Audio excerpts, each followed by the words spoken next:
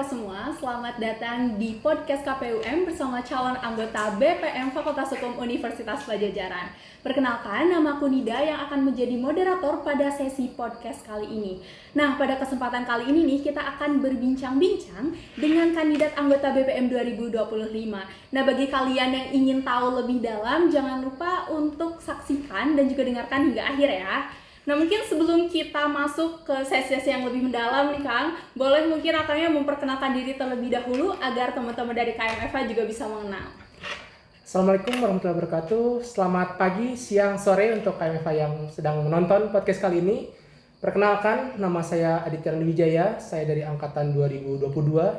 Dan dalam pemilu ini saya berkontestasi untuk anggota BPM, Badan Perwakilan Mahasiswa nomor urut 1. Salam kenal KMFA. Baik, salam kenal Kang Adit. Oke, inilah dia teman-teman calon anggota BPM FH Unpad periode selanjutnya. Nah, untuk yang belum kenal mungkin bisa mengenal lebih jauh dengan adanya podcast ini, dan untuk yang sudah kenal mungkin kita akan menggali value-nya lebih dalam ya. Oke, lanjut aja nih Kang, kita ke sesi tanya jawabnya. Ini pertanyaan yang pertama nih, pastinya mungkin KMFA juga penasaran, apa sih alasan Kang Adit ini untuk memilih BPM sebagai wadah untuk mengabdi dan memberikan pelayanan gitu kepada KMFA Unpad? Oke, mengapa pilih BPM? Banyak sih yang bertanya-tanya, kenapa pilihnya legislatif gitu, kenapa nggak eksekutif aja BEM gitu. Jadinya jangan sampai itu eksekutif kan sekarang melawan kotak kosong. Nah udah katanya maju aja di eksekutif, biar kotaknya nggak kosong. Tapi ada keresahan dalam hati aku bahwa melihat BPM ini yang kalau bisa dianalogikan itu seperti harimau yang tidak bergigi. Nah, kalau kita lihat misalkan di sistem-sistem pemerintahan, ya kalau di FH Unpad cocoknya presidensial sih. Nah, parlemen itu memegang beberapa hak untuk menjadi checks and balances dari eksekutif itu sendiri. Nah, di FH aku lihat wah ini checks balances-nya nggak ada nih, ini sangat executive heavy gitu. Jadi aku khawatirkan kalau misalkan ini aku juga mengambil adagium dari seorang juris dari Inggris, Lord Acton, bahwa power tends to corrupt and absolute power corrupts absolutely. Jadi kalau kekuatan secara absolut nih dipegang, apalagi seorang mahasiswa nih yang tentunya naif, labil, dipegang kekuasaan sepenuhnya, tidak ada yang istilahnya mengawasi, akan ada tentunya kesewenang-wenangan. Bisa itu dalam konteks misalkan penyelewengan kekuasaan dalam duit atau misalkan relasi kuasa. Nah, itu aku lihat secara langsung ketidakadanya peranan BPM itu dilihat di BEM Kema. Nah, BEM Kema kan kalau teman-teman lihat ya di Instagram ataupun mengalami sensasi politiknya, wah itu kontroversinya sangat luar biasa itu BEM Kema. Tidak ada di situ peran BPM. Wah, nggak ada BPM tahun sekarang gitu. Dan terjadilah tuh ya ketuanya dan lain-lain itu kasusnya dari bulan April, tapi mulai ditangani itu September. Bisa dibayangkan jangka waktu yang cukup lama dia masih memegang kekuasaan. Ada waktu itu kalau tidak salah laporan KS. Nah, tentunya ada relasi kuasa yang kuat. Tidak ada yang bisa nyuruh dia istilah impeachment atau pemakzulan dia tuh atas tindakan tersebut. Jadinya kan wah wewenang-wewenangnya sangat luar biasa gitu. Nah, aku takutkan hal itu terjadi di EVA, amit-amit. Nah, aku lihat juga, wah ini orang-orang kok nggak ada yang mau maju gitu ke BPM gitu. Ya overall, kalau budaya atau iklim demokrasi di sini tuh bisa dibilang cukup pasif. Orang-orang tuh takut untuk berkontestasi bisa dibilang gitu. Jadi mengandalkan orang-orang yang sudah punya panggung. Ini coba aku kasih contoh aja.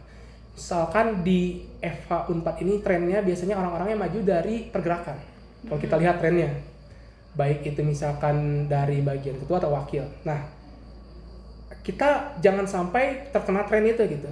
Aku pun sekarang sebagai orang yang nggak di BPM, mencoba membreak stigma itu. Bahwa nggak usah harus anggota BPM tahun kemarin. Kalau Anda punya keresahan, Anda punya ide, visi misi, bawain aja gitu. Buat kepentingan bersama. Kayak gitu sih kurang lebih keresahannya yang aku rasakan. Makanya ada kemauan untuk maju. Wah, sangat mendalam sekali ya teman-teman ternyata.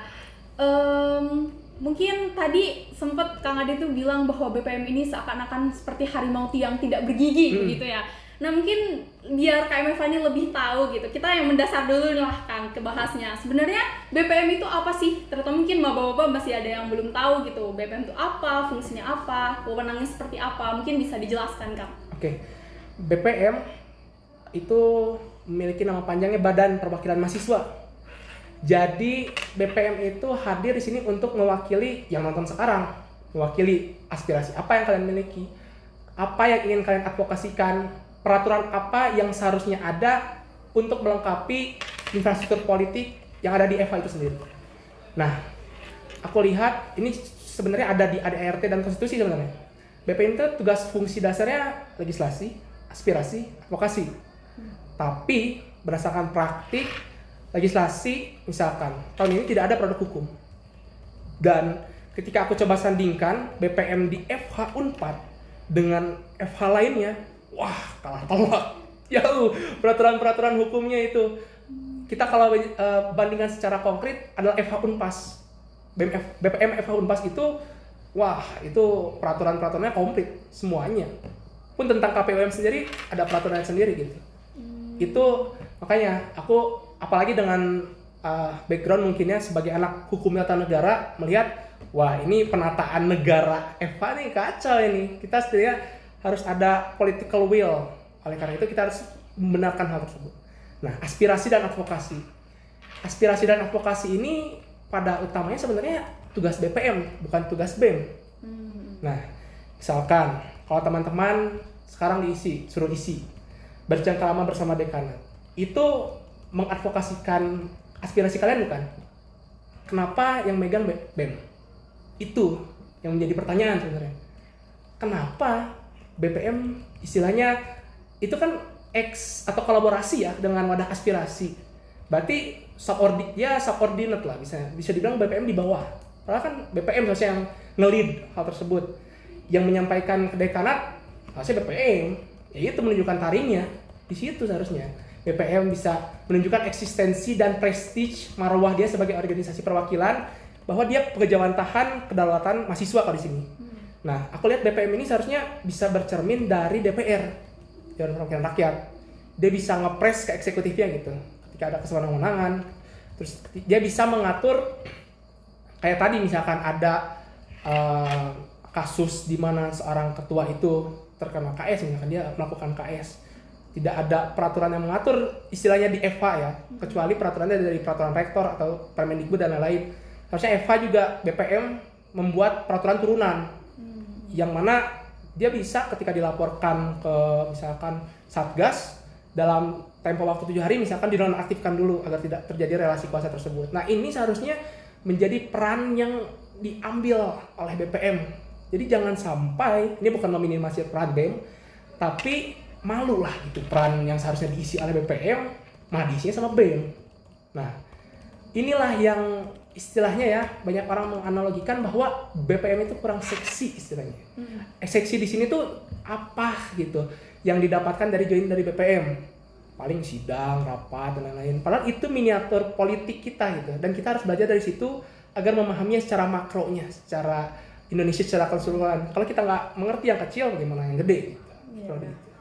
Oke, jadi tadi Kang Adi sudah dijelasin ya kalau BPM itu fungsinya ada legislasi, aspirasi, advokasi, ya Kang. Nah itu sebenarnya itu adalah tugas dari BPM gitu dan bukan BEM seperti yang selama ini terjadi di EVA Unpad ya Kang. Nah tentunya nih Kang Adi ini sebenarnya punya ambisi lah ya untuk menunjukkan taring dari BPM ini supaya memaksimalkan perannya begitu lah ya. Nah sebenarnya apa sih yang dimiliki oleh Kang Adit gitu, yang istilahnya bisa dimaksimalkan gitu, value apa yang bisa diberikan dari Kang Adit sendiri untuk BPM, mungkin boleh dijelaskan Kang? Oke, untuk value tentunya harus mau belajar, itu value. Harus mau belajar dan bisa mengakui kesalahannya. Karena ketika pemimpin dia tidak mau belajar, dia stuck di zona itu aja, organisasinya pun lama-lama akan direto-reto. Pokoknya dia akan lama-lama hilang gitu, marwahnya, eksistensinya, bahwa dia nggak bisa mengikuti zaman gitu. Nah, hal tersebut harus ditunjukkan seorang pemimpin. Dia harus bisa menjadi pendengar yang baik juga, pemimpin itu value-nya salah satunya di situ. Karena ini ada salah satu buku sebenarnya yang aku baca dari Larry King, bahwa kalau pembicara yang luar biasa itu, yang selalu berorasi dan lain-lain, dia bisa dianggap pembicara yang baik itu kalau dia bisa menjadi pendengar yang baik juga. Jadi nggak bisa misalkan pemimpin dengan sewenang-wenang istilah otoriter lah gitu, bahwa ini visi saya nih, kalian semua harus nurut gitu. Kalian nggak boleh kasih masukan. Prinsip saya yang paling benar. Nah itu red flag istilahnya. Kalau dalam bahasa itu red flag, ini jadi pemimpin ini nggak akan bisa gitu. Karena terutama kita tinggal di negara hukum yang demokratis, itu seharusnya menjadi value di kita juga. Kita menerapkan juga Pancasila misalkan dan lain-lain, kita adil, kita melaksanakan musyawarah dan lain, itu salah satunya. Nah, kemudian kita harus juga bisa mau bekerja sama dengan orang-orang tanpa memandang istilah status. Kita nggak bisa di FH yang plural ini kita hanya memandang misalkan, wah ini dia orang Bandung, saya mau kerja sama dia doang. Nggak bisa, itu sebuah hal yang mustahil, terutama di negara Indonesia. Karena FH kan walaupun di misalkan Jatinangor, Jawa Barat, orang-orangnya nyampur gitu. Itu ide melting pot tersebut tuh memberikan ide-ide yang banyak dan bisa menjadi sesuatu kelebihan. Bhinneka Tunggal Ika kan, kita berbeda-beda tetapi satu. Jangan sampai misalkan perbedaan tersebut menjadi istilahnya kekurangan gitu. Kita nggak mau kerja sama yang lain. Begitu sih sebenarnya kali ini. Oke. Nah, sekarang nih kita kan tadi sudah membahas tentang BPM, terus ke personal insight dari Kang Adit juga. Sekarang mungkin kita akan membahas sesuatu yang lebih praktikal gitu ya, Kak. Nah, tadi kan udah dijelasin juga peran dan wewenang BPM itu seperti apa. Nah, kita kan seperti yang kita tahu ya, Kang, kalau kebijakan itu, berbicara mengenai kebijakan itu tidak bisa diterima sepenuhnya, terkadang. Nah, apa sih peran dari BPM gitu apabila ada kebijakan dari kampus tuh yang mendapatkan respon yang kurang gitu dari mahasiswa, sebagai jembatan dari mahasiswa dan juga mungkin kampus, BPM itu perannya seperti apa, Kak? Oke. Nah, tadi kan yang di-highlight salah satunya dari fungsi atau tugas utama BPM adalah aspirasi dan advokasi. Nah, yang aku lihat juga bahwa kekurangan dari BPM terutama di EVA itu nggak ada yang namanya recess. Recess itu kembali ke konstituen, kita bercampur baur dengan yang memilih kita. Itu selama aku ada di EVA, aku belum merasakan yang namanya recess tersebut gitu. Itu di DPR ada. Jadi setiap beres sidang membahas misalkan rancangan peraturan perundang-undangan, mereka datang ke masyarakat untuk menerima lagi aspirasi dan advokasi yang nantinya akan disampaikan ketika sidang. Nah, itu aku lihat belum ada gitu. Nah, misalkan ada sebuah kebijakan misalkan tentang UKT.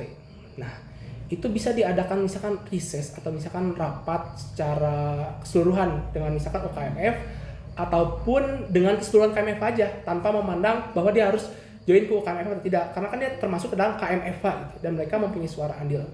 Disitulah kita coba tentunya berkolaborasi juga dengan badan eksekutif, karena tidak mungkin untuk melaksanakan hal tersebut hanya BPM saja, karena ya poin utamanya juga dari main power sih yang aku lihat. Kalau dari tadi kembali lagi bahwa yang tertarik untuk ke BPM itu nggak sebanyak dari eksekutif. Sedangkan kalau misalnya kita lihat dalam sistem di Indonesia lebih banyak anggota DPR daripada misalkan eksekutif gitu. Misalkan DPR berapa?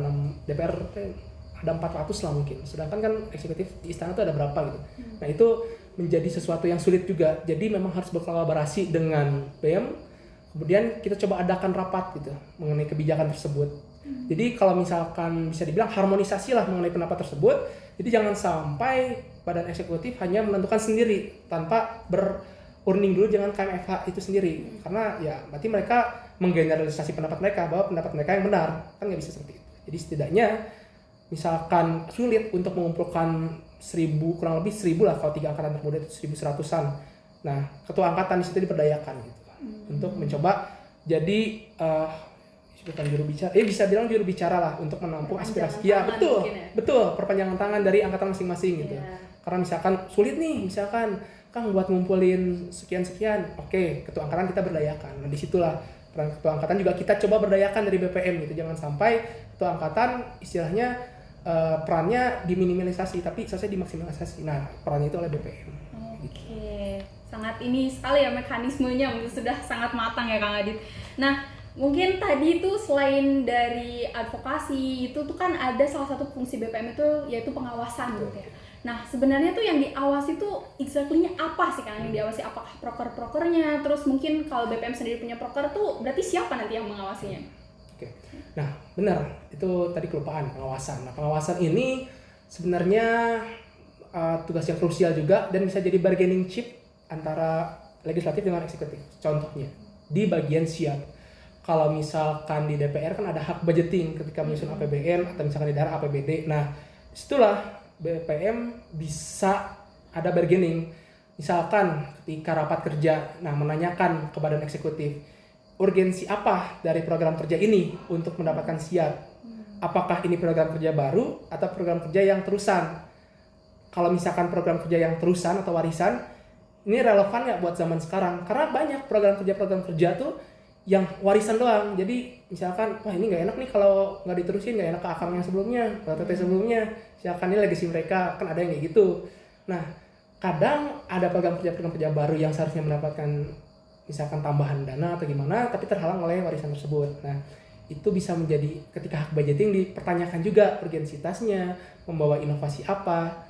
Nah, kalau tahun sekarang ini kalau tidak salah kan yang berperan kuat untuk melakukan hal tersebut adalah Madam langsung. Jadi ya subordinate aja gitu. Yang BPM hanya mengawasi bahwa misalkan ini kata Madam lebih baik jangan pakai plakat, misalkan atau jangan pakai banner dan lain-lain. Nah, seharusnya bisa lebih kritis lagi lah untuk mempertanyakan bahwa ini nih kayaknya program kerjanya mending ini program kerjanya redundant dengan program kerja lain, di merger aja. Nah, kayak gitu seharusnya untuk pengawasan dalam hal budgeting.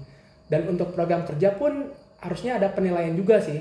Kalau di BPM Kema dulu, karena aku pernah scroll bahwa setiap program kerja itu ada penilaiannya. Nah, penilaiannya itu harus lebih lanjut dikalkulasikan gitu, transparansi dan lain-lain. Karena kan nggak bisa menghitung secara asal. Nah, jadi penilaian tersebut bisa menjadi basis untuk tahun depan ketika misalkan ketua BPM baru menjabat, mereka udah ada, oh ini penilaian dari proker ini nih tahun kemarin. Kalau misalkan nilainya kurang, tahun sekarang mau diperbaiki apa yang dibawa, kayak gitu. Dan pengawasan pun banyak sebenarnya kalau di di lingkup EVA ya, karena aku menganalogikan EVA itu bisa dibilang federal, negara federal. Jadi ada otonominya masing-masing, pun kalau nggak federal, negara kesatuan dengan otonomi lah kayak gitu. Nah, jadi kalau secara normal ya, normalnya itu BPM mengawasinya BEM. Nah, kalau di sini kan UKMF itu setingkat dengan BPM kalau tidak salah ya. Nah, jadi ada rasa mungkin sulit ya dari BPM untuk mengawasi semua UKMF, kalau tidak salah jumlahnya 8 UKMF dan BEM dengan jumlah anggota yang sekian-sekian gitu. Nah, jadi memang harus ada formulasi baru untuk menentukan pengawasan dari BEM ini bagaimana. Apakah hanya sebatas nanti program kerja, tapi nanti memformulasikan lagi ini program kerja yang dihitung gimana, apakah dari BPM harus ada perwakilan yang ikut serta misalkan, tentu harus misalkan untuk melihat di lapangan. Tapi apakah dari proses berlangsungnya saja atau misalkan proses dari menyusun proposal hingga akhir gitu, misalkan hingga LPG-an. Jadi ketika nanti LPG-an di kongres akhir tahun tuh BPM tuh punya argumentasi yang kuat misalkan untuk menerima atau menolak atau menerima dengan syarat dan lain-lain. Jadi tidak hanya mengawas tuh berdasarkan LPG yang sudah ditulis oleh BEM, tapi kita melihat secara langsung, oh benar nih berarti kayak gini. Kayak gitu sih. Ke preventifnya ya, betul, Bang, harusnya yang dimaksimalkan. Iya, karena untuk menunjukkan taring tersebut gitu. Iya. Jadi jangan sampai ompong lah, mari mau ompong gitu. Iya. Oke, jadi sebenarnya fungsi dari BPM ini tuh harus dimaksimalkan seperti selayaknya DPR lah ya, di negara gitu, di Indonesia terutama. Oke, kita lanjut ke pertanyaan selanjutnya nih Kang. Tadi kan aku sebenarnya udah mention di awal-awal tentang isu KS yang mungkin sedang hangat atau mungkin masih panas sih sekarang, masih panas sekali ya diperbincangkan gitu. Nah, tapi kita lihat sepertinya tuh tahun lalu dari BPM ini kayaknya anyep aja nih, senyap-senyap tidak terdengar gitu suaranya.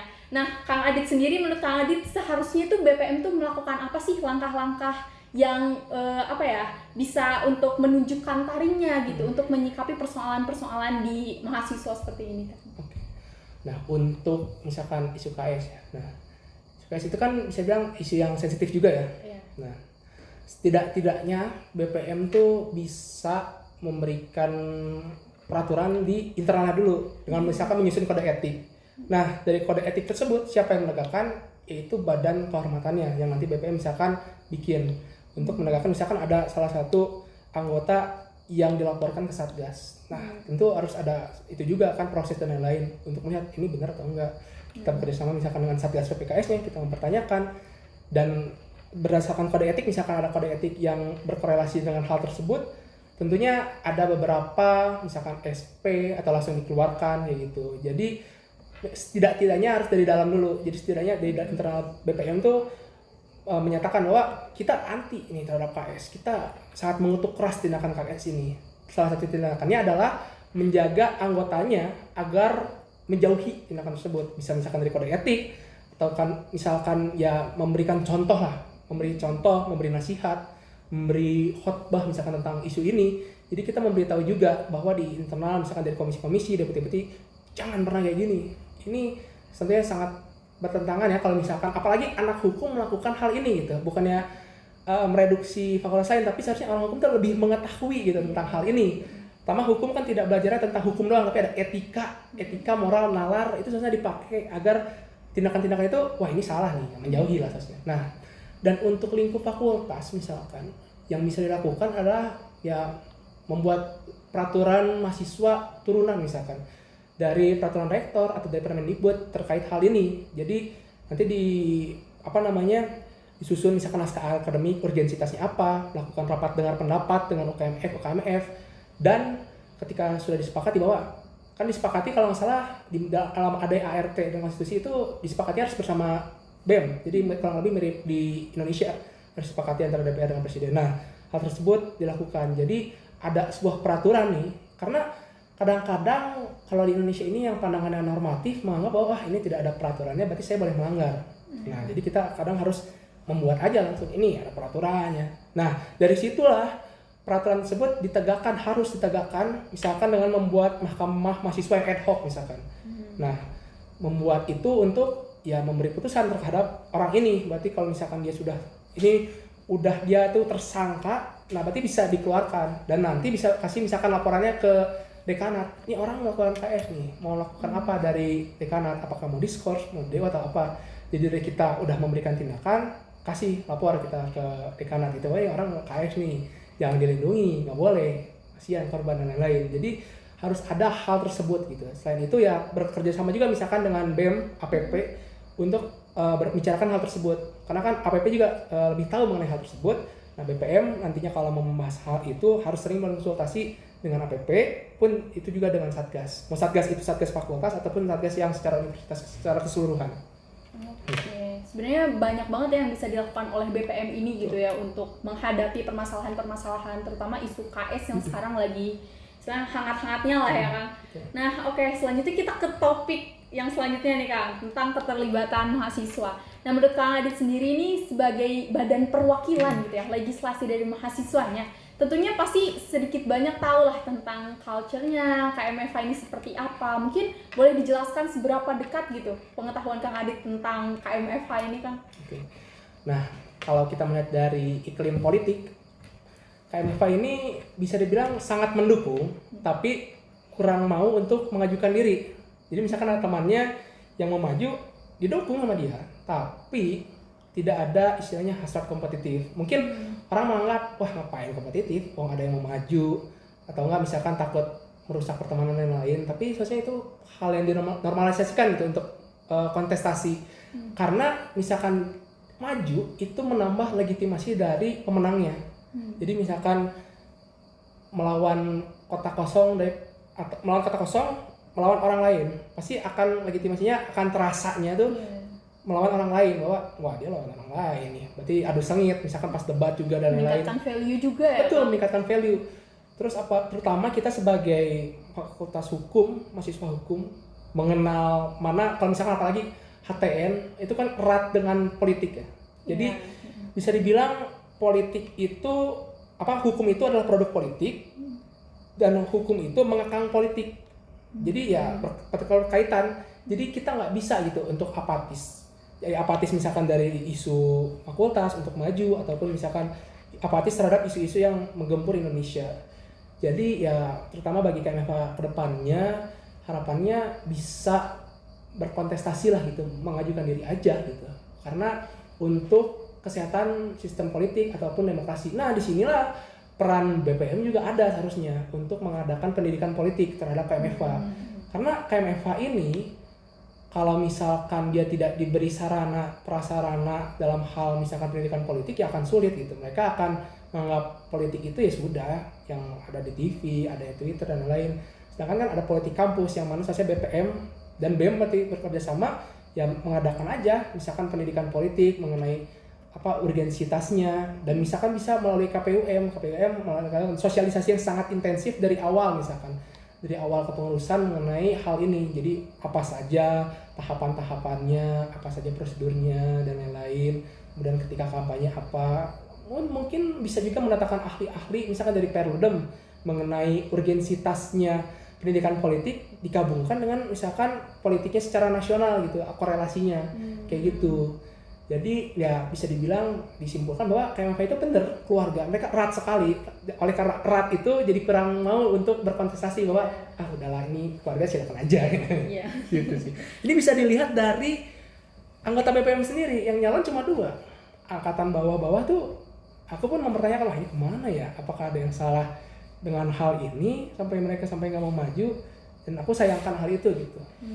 Oke, karena mungkin kekeluargaan yang terlalu erat ya kan, jadi sampai tidak mau berkompetisi gitu ya. Padahal justru itu akan memberikan value yang lebih baik ya apabila ada kompetisinya gitu. Oke, nah tadi udah disampaikan nih bahwa kelihatannya deket banget nih Kang Adit sama KMF sampai tahu budaya politiknya seperti apa gitu bahkan di KMF ya. Nah kalau gitu saya mau tanya nih Kang, kira-kira ada nggak sih kekhawatiran atau kayak persoalan-persoalan yang mungkin akan terjadi di KMF ini selama 1 semester ke depan dari budaya yang sudah ada sekarang ya? Kalau kekhawatiran tentunya tadi keapatisan politik itu menjadi, terutama sebagai aku ya, balik lagi sebagai mahasiswa ATN, karena ya aku bertumbuhnya dari situ gitu. Aku resah, aku maju pun aku bertumbuh dari situ, dari ATN. Bahwa kalau orang-orang sudah mulai apatis ke misalkan budaya politik kampus lah gitu. Ini pun nggak bisa ditekankan hanya kepada mahasiswa yang apatis, tapi ya banyak faktor-faktor misalkan MBKM atau mending riset sama dosen dan lain-lain. Nah itu kadang memang butuh ya kesadaran dari orang-orang itu sendiri. Dan ya tadi misalkan dengan BPM mencoba memberikan pendidikan politik dan lain-lain, aku khawatir misalkan keapatisan tersebut semakin berlangsung, eksistensi Ormawa makin dipertanyakan gitu. Kan sekarang pun dipertanyakan gitu. Untuk apa masuk BEM? Mending UMBK ya gitu kan. Banyak orang atau nggak magang dapat pengalaman, dapat relasi dan lain-lain. Itu ada betulnya, nggak sepenuhnya salah. Tapi mindsetnya jangan istilahnya membandingkan apel dengan jeruk mungkin ya istilahnya. Karena di organisasi pun banyak juga yang bisa kita dapatkan kalau misalkan mau dibanding-bandingkan. Misalkan relasi. Nah dari relasi tersebut ya kita bisa magang juga kok gitu. Setelah beres kita di organisasi, kita bisa dekat dengan misalkan senior-senior. Karena jangan meremehkan itu relasi dari senior itu luar biasa. Relasi dari senior, ilmu-ilmunya juga dari senior itu. Dan pengalaman ketika berorganisasi, contohnya di BPM, kita sudah mengetahui cara menyusun peraturan perundang-undangan. Jadinya ketika IPU, misalkan kelas IPU, nah kelas itu ilmu perundang-undangan ya, IPU itu. Nah nanti udah mendapat head start duluan, gini nih kita harus menyusun naskah akademik dulu untuk urgensitasnya, kemudian nanti badan legislasi memasukkan ke prolegnas dan lain-lain. Nah itu udah dapat gambaran duluan gitu. Itu kan bisa menjadi istilahnya pemantik bagi teman-teman untuk mengeksplorasi nilai-nilai, value-value atau ilmu-ilmu lain gitu. Dan ya kalau ada orang yang mengatakan tersebut, misalkan mending di ini, mending di itu. Nah, aku pun sebenarnya riset sama dosen gitu. Ya aku riset, aku juga pengen di organisasi gitu. Karena why not both? Kenapa nggak dua? Kan dapat keuntungannya dua berarti. Ngapain misalkan dibanding-bandingin doang? Kalau banding-banding doang, wah nggak akan beres. Debat kusir terus itu sampai subuh-subuh. Akan beres-beres karena ya perspektif orang berbeda-beda. Dan dari Ormawa itu sendiri pun harus memberikan nilai mereka yang menjual gitu.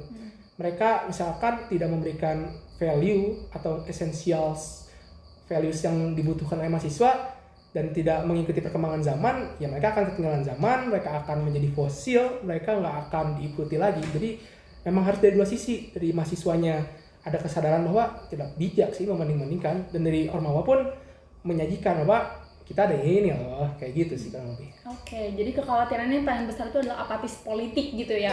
Padahal kan politik dan pendidikannya tidak bisa dipisahkan ya Kang. Oke, nah mungkin aku mau bertanya lagi nih Kang. Kayak di kalangan mahasiswa baru atau mungkin ya ada beberapa KMF yang belum tahu juga. Ini tuh BPM ini tuh kayaknya nggak kelihatan gitu Kang, kayak kurang nih eksistensinya, kurang perannya gitu kan. Tadi itu kekhawatiran yang disampaikan oleh Kang Adit juga ya. Nah terus bagaimana sih Kang buat caranya untuk meningkatkan peran legislasi mungkin dari mahasiswa itu sendiri Kang? Nah untuk meningkatkan peran legislasi bisa lepas dari peran lainnya, itu aspirasi dan advokasi.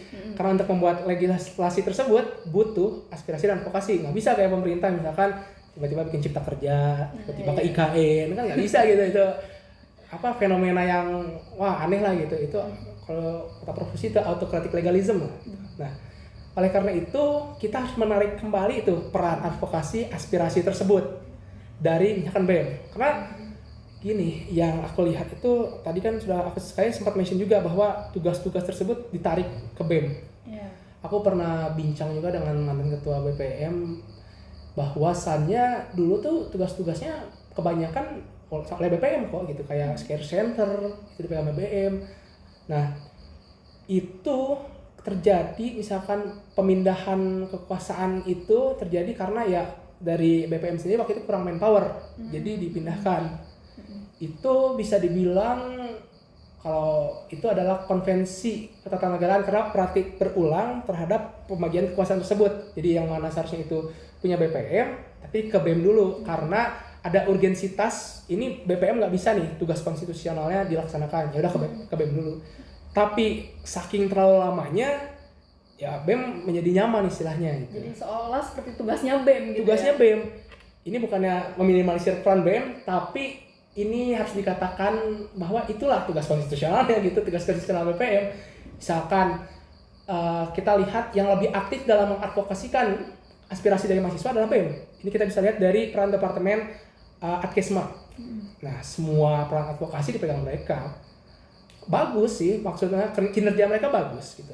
Misalkan dibandingkan dengan kinerja misalkan no insult ya untuk BPM tahun ini ataupun sebelumnya gitu. Nah, itu seharusnya dibincangkan dengan misalkan pimpinan BEM yang baru, misalkan pimpinan hariannya membicarakan ini tugas BPM karena misalkan manpowernya dari BPM masih kurang, itu diadakan kolaborasi saja, jadi jangan full dipegang oleh BEM karena nanti BPM tuh malah kayak ya udah mereka cuma ada di situ untuk meng-ACC LPJ di akhir tahun di kongres kalau kayak gitu.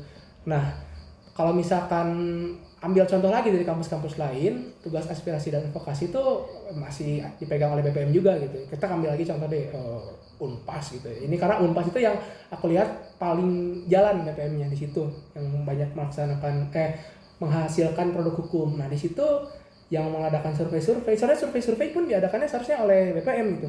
Untuk misalkan nanti kok masuk ke konteks pengawasan. Karena misalkan survei 100 hari, nah berarti dari survei tersebut BPM bisa menilai kepuasan dari KMFA terkait eksekutifnya. Kalau misalkan yang dipegang oleh BEM, ya perasaan masa gimana, kagok lah mungkin istilahnya gitu. Jadinya BEM menilai diri sendiri, artinya kan untuk menilai atau mengawas itu tugasnya di BPM. Dan diadakanlah survei tersebut, kayak gitu. Jadi yang memegang misalkan riset dan data, kemudian semua data terkait aspirasi data-data dari KMFA itu seharusnya dipegang juga oleh BPM gitu misalkan, tanpa menghilangkan R&D di BEM. Jadi datanya ada dua gini untuk perbandingan, karena kan kalau matematis pun walaupun itu ilmu pasti kadang ada perbedaan juga kadang-kadang kalau misalkan salah hitung. Nah, itulah tugasnya ada misalkan riset dan data juga BPM ya gitu sih. Oke, jadi sebenarnya kalau diibaratkan di Indonesia memang presiden sama DPR ini tuh tidak terpisahkan lah ya dalam membuat sebuah kebijakan dan lain sebagainya. Nah, terakhir nih Kak, mungkin tadi aku udah sempat mention juga sedikit tentang bagaimana BPM tahun ini gitu. Mungkin aku bisa jelasin nih apa sih kelebihan dan kekurangan dari BPM tahun ini, dan untuk kekurangannya bagaimana Kang Adi sendiri akan menambal hal tersebut gitu. Oke. Untuk kekurangan sendiri, kalau aku lihat dari struktur itu tidak adanya badan kehormatan, kemudian badan apa lagi yang saya tulis, badan musyawarah dan badan legislasi. Itu badan-badan yang krusial bisa dibilang. Jadi misalkan kalau sekarang ada komisi perundang-undangan, aku rasa tidak perlu ada komisi perundang-undangan karena tugas semua komisi itu ya adalah membuat legislasi gitu. Jadinya kalau misalkan ada komisi perundang-undangan itu memusatkan hanya di komisi 4 aja gitu. Iya, hanya untuk membuat undang-undang. Padahal seluruh komisi tersebut punya kekuatan untuk mengajukan rancangan undang-undang yang nanti disetorkan ke badan legislasi. Itu. Jadi jangan ada komisi sendiri, tapi ada badan legislasi yang mana isinya orang-orang dari komisi-komisi juga, tapi ada sebuah badan khusus kayak gitu. Nah, kemudian badan kehormatan tadi kan sempat disinggung untuk menegakkan kode etik terhadap misalkan anggota BPM yang menyimpangnya dalam hal misalkan terkena kasus atau misalkan emang dia hilang dan lain-lain, itu bisa dikasih SP dari situ gitu. Jadi nggak usah misalkan ketua Lamsu yang menegur, tapi ya badan kehormatan gitu, badan kehormatan namanya gitu, ada rasa wah berarti tidak hormat dong saya gitu kalau misalkan ditegur sama badan kehormatan. Dan badan musyawarah, nah badan musyawarah itu kan yang mengagendakan rapat-rapat atau sidang-sidang tersebut. Nah dari sidang tersebut misalkan kan sebelum misalkan komisi tersebut mendapatkan aspirasi, tentu dia belum terlalu bisa mendapatkan gambaran ini akan bikinnya perang apa ya. Nah oleh karena itu tahun ini tuh nggak ada reses, itu yang disayangkan. Nah tidak ada reses, tidak kembali ke konstituen, kalau bahasa Sundanya itu lemah cai, kembali ke lemah cai, bahwa kembali kita dipilih oleh mereka ketika kita sudah dapat jabatan, ya udah kita tinggalin itu bukannya bilang gitu untuk BPM tahun sekarang, tapi yang aku lihat ya analogikannya seperti itu, bahwa ketika pilih ya kok nggak kembali ke KMFA-nya gitu, seminimalnya angkatannya masing-masing. Misalkan aku mewakili angkatan 22, aku kembali ke angkatan 22 untuk menanyakan aspirasi mereka apa, mereka ingin ada apa, misalkan tentang Sarpas, ingin ada misalkan sekre buat UKMF dong, boleh nanti coba aku sampaikan ya ke dekanat. Nah kita cobalah jadi jangan sampai tugas aspirasi dan advokasi tersebut direduksi hanya ke bercengkrama. Jadi setiap ada advokasi itu seharusnya bisa langsung aja kita ngobrol aja sama dekanat, karena ya kita coba analogikan kita dekat dengan mereka, bahwa perlu menunggu waktu lah ya. Betul, karena kalau misalkan hanya menunggunya dari bercengkrama misalkan, itu kan per termin hanya satu, sedangkan aspirasi mahasiswa satu orang tuh bisa memberikan seberapa aspirasi gitu, bisa 1, kamu bisa 10, aku bisa 11, yang lain bisa banyak. Nah itu seharusnya jangan sampai direduksi ke situ hanya 2 kali pertemuan dengan anak, tapi misalkan ketika sudah ada suatu isu yang diperlukan, misalkan kolektif mengenai Sarplas, Pak ini teman-teman ada mengajukan usul parkiran, kemudian sekre UKMF dan lain-lain, kita ngobrol aja. Mau baik itu misalkan secara informal dulu, misalkan sama Pak Wadek 2, Pak Maret, kita bicara aja. Kemudian misalkan tentang yang paling krusial itu terutama tentang teman-teman kita yang tidak bisa melanjutkan kuliah karena UKT. Itu seharusnya harus bisa diselamatkan gitu. Nah kan itu sekarang lagi dihandle kan sekarang kalau nggak salah sama Adkesma, sama BEM. Nah harusnya bisa turut andil juga gitu BPM di situ gitu. Nah jadi itu yang aku rasa kurang juga di situ. Kemudian kalau berdasarkan obrolan aku dengan orang-orang lain ya, bahwa BPM ini ya prestisnya gitu, marwahnya. Jadi orang-orang pun bertanya-tanya untuk join ke BPM gitu. Apa ya, orang ngapain katanya di BPM, dapat apa orang di BPM katanya. Kayak gitu. Kerjanya apa emang BPM? Karena orang-orang itu lebih tertarik kepada program kerja yang eventual sih bisa dibilang. Ini tidak bisa ditampikan.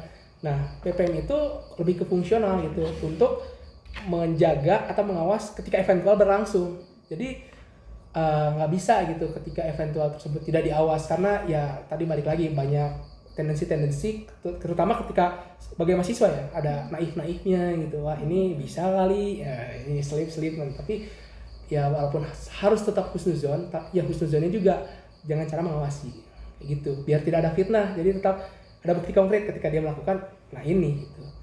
Nah untuk kelebihannya salah satunya mungkin ada agenda penyusunan amandemen konstitusi itu salah satu ya kemajuan lah untuk memasukkan HIMA kan sebagai istilahnya lembaga ke dalam konstitusi gitu. Jadi HIMA tuh diakui dalam konstitusi tahun ini, itu salah satu progres yang baik, dan untuk mempertahankan eksistensinya saja pun itu menurut aku udah baik gitu. Jadi kita nggak kayak fakultas-fakultas lain yang PPM-nya nggak ada, PPM mati. Itu salah satu ya bagus lah gitu. Tahun kemarin ada yang mau melanjutkan, tidak-tidaknya kayak gitu sih dari aku.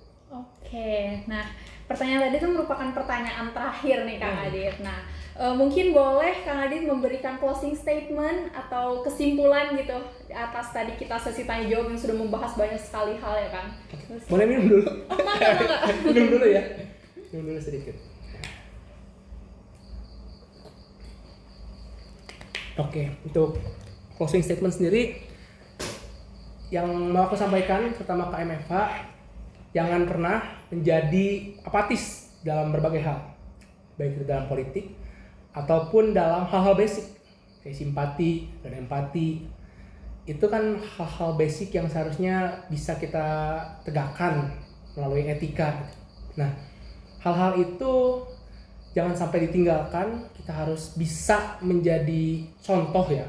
Karena mungkin kalau orang-orang menganggapnya kita generasi Indonesia Emas 2045. Nah, kita coba jawantahkan aja. Emang betul kok kita Indonesia Emas 2045. Salah satunya adalah menegakkan etika. Karena ya selama aku ngobrol-ngobrol dengan dosen-dosen ATN, banyak dari mereka yang menyatakan bahwa kalau misalkan etika tidak ada, hukum ya sangat normatif gitu, mengikuti tendensi dari mereka yang berkuasa. Kayak gitu. Dan untuk mengisi peran misalkan, teman-teman ya berani saja gitu, beranikan diri, kemudian timbang bahwasannya untuk mengambil peran itu sesuatu yang baik. Berarti menunjukkan teman-teman itu berani. Teman-teman ingin ada perubahan, ingin memberikan sesuatu yang membeda karena ada urgensitas dari hati teman-teman. Kayak gitu. Jadi jangan sampai karena kita keluarga, teman-teman mengurungkan niat untuk berkontestasi. Jadi ya berkontestasi sebanyak-banyaknya. Kayak sekarang Pilgub Jabar ada 4. Nah, kalau misalkan calon ketua BEM dan misalkan BPM, calon ketua BEM ada 4, calon anggota BPM ada 20. Wah, itu udah mirip semi DPR, jadi tanpa harus PKA lagi kayak gitu. Nah, kepada teman-teman juga diharapkan bisa turut andil aktif dalam ya kontestasi sekarang, misalkan dengan datang dalam uji publik, dalam orasi, ataupun ketika nanti memberikan suara kalian, karena suara kalian tentu sangat berharga dan patut diperdengarkan. Jadi teman-teman jangan menganggap wah ngapain gua milih, tapi teman-teman saya harus milih karena saya ada sesuatu yang ingin disampaikan. Kayak gitu. Jadi suara teman-teman itu sangat penting karena satu orang pun tentu tadi kan udah aku bilang banyak aspirasi dan advokasi. Itu keluarkan saja aspirasi dan advokasi tersebut, jangan dipendam gitu. Dan tentunya ini mungkin buat yang calon ketua BEM dan wakilnya, kita harus banyak diskusi mengenai hal-hal yang tadi sudah diobrolkan mengenai peran BPM itu sendiri dan terkaitan dengan sekarang tugas-tugas dari BEM gitu. Karena jangan sampai tugas-tugas yang seharusnya ada di suatu lembaga ditarik secara terus-menerus gitu, yang membuat organisasi sekarang legislatif ketinggalan jauh lah gitu. Dan legislasi terutama ya itu seharusnya bisa menjadi benchmark. Istilahnya kita fakultas hukum itu menjadi benchmark BPM di fakultas-fakultas lain, karena kita fakultas hukum, kita mengerti cara membuatnya, dan kita ada juga kan teori dari Prof. Muhtar gitu, teori hukum pembangunan. Jadi hukum itu jangan tertatih di belakang, tapi hukum harus mengakomodasi. Nah, setidak-tidaknya dalam lingkup mahasiswa, kurang lebih begitu. Baik, dengan diberikannya closing statement tersebut, maka berakhirlah podcast kita mengenai bersama calon anggota BPM FA Unpad ini. Terima kasih banyak kepada Kang Adit yang sudah menyempatkan waktunya. Pun terima kasih banyak kepada KMFA yang sudah mendengarkan sampai akhir. Dan untuk KMFA, jangan lupa untuk terus ikuti perkembangan kampanye dan jangan lupa juga untuk gunakan hak pilih kalian. Sampai jumpa, KPUM 2024, gaungkan demokrasi.